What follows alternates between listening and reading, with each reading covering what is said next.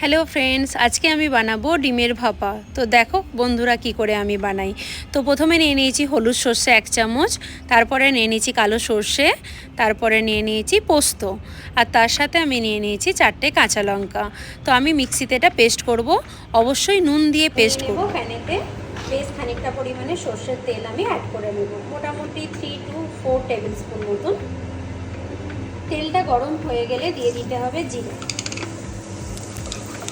Just জিরেটা একটু হয়ে যাবে, আমি একটু খুন্তিতেই নিয়ে নিচ্ছি অল্প পরিমাণে হলুদ, একদম হাফ টিস্পুন মতন। তারপরে অ্যাড করে দিচ্ছি আমি এই যে পেস্টটা আমি বানিয়েছিলাম, ওটা আমি ছেঁকে নিয়েছি।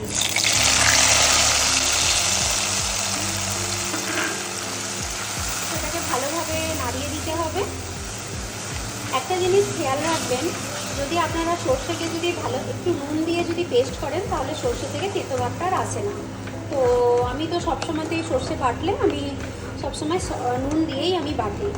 তো ভালোভাবে এটা আমি মিক্স করে নিচ্ছি। আমি সবসময় যখনই আমি সর্ষেকে বাটি, সবসময় নুন আর কাঁচা লঙ্কা দিয়ে বাটি। বাটার পরে ওই সর্ষেটাকে আমি আবার ছেঁকে নিই। তো সবসময় আমি কি করি, আগে সর্ষেকে ভালোভাবে পেস্ট করে নিয়ে ছেঁকে নিই, তারপরে পোস্ত বাটাটা দিই। তাহলে ছাঁকনিতে পোস্তটা নষ্ট হয় না আর কি।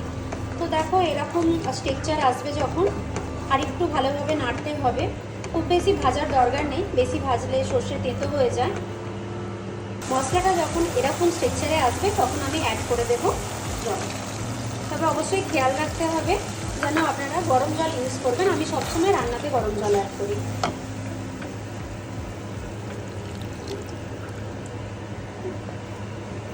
ব্যাস, এবার এই জায়গায় মশলাটা যখন ফুটে আসবে, তখন আমি ডিমগুলোকে অ্যাড করে দেবো। তো আমি সর্ষেটা বাটার সময় আমি একটু সল্ট ইউজ করেছিলাম, তো এখন আমি খুব অল্প পরিমাণে সল্টটা ইউজ করব। তারপর আমি অ্যাড করে দেবো 2টো চেরা কাঁচা লঙ্কা। তো সবসময় খেয়াল রাখতে হবে যে যেমন ঝাল খাবেন আপনারা, তো সেই অনুযায়ী লঙ্কাটা আপনারা ইউজ করবেন। তো যেহেতু আমি এখানে 4টে কাঁচা লঙ্কা বাটার সময় ইউজ করেছি, তো আমরা একটু বেশি পরিমাণে একটু ঝাল খাই, তো আরও 2টো কাঁচা লঙ্কা আমি অ্যাড করে দিলাম। তারপরে আমি সিদ্ধ করা ডিমগুলোকে এইভাবে ছুরি করে কেটে আমি অ্যাড করে দেব।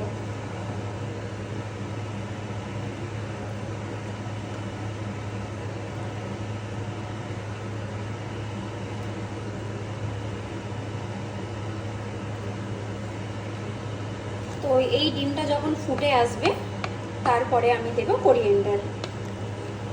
ওই একটা কথা আছে না, দুধের স্বাদ ঘোলে মেটানো, তাই হয়েছে আমাদের। এটা ফুটে গেছে, তো আমি এবার অ্যাড করে দেবো এইভাবে